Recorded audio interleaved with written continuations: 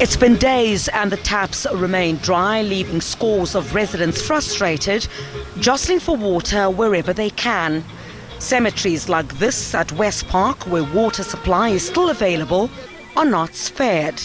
Many are flocked here to fill up, and you will try to pour as much as you can. Well, it's been a struggle, some say, for a number of days now. Several areas around Johannesburg have been without water.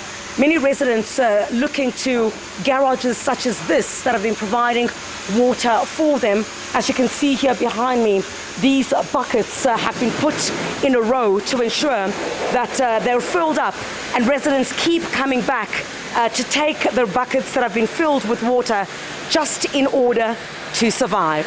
Oh, it's been a nightmare, hey. It's been the whole weekend, and what we found surprising is that I was in Carltonville since Friday and there was no water there as well.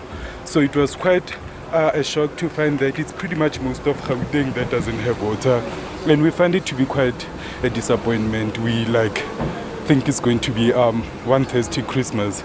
It's a bit of a battle because she's 1 month old, so staying hydrated and, myself having to stay hydrated because I'm a breastfeeding mother, it's a battle. And then having to chase water tankers, which is not even always there, or you can't even find them. It gives one quite of a headache. In less affluent suburbs like Windsor East, this block of flats has residents from surrounding areas flocking to it to fill up anything. Trying to help them because since 2 days ago there have been shortage of water. The whole Windsor East, there's no water only here, so that's why we're trying to help them.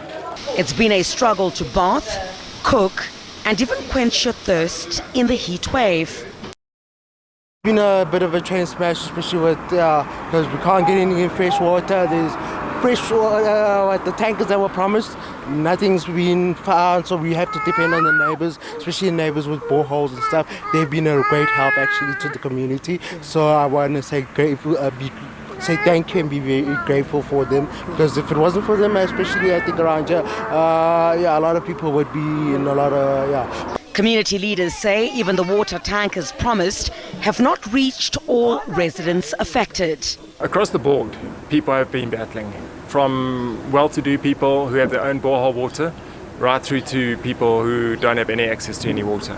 Basically, borehole water has to be boiled anyway. You can't really trust it around Joburg at the moment. And then it's also got chemicals in it. But people have been really, really struggling.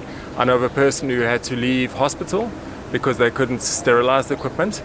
They had to leave, be discharged because of the hospital, not because of them. And they'll have to postpone and have the operation done next year.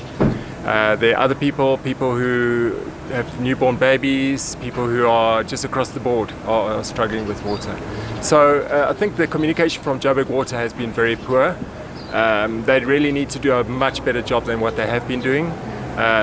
We don't even know when water is going to really come back, because in the past 6 odd times that it's been out this year, there has been about a delay of about 3 to 5 days for water to come back to the taps.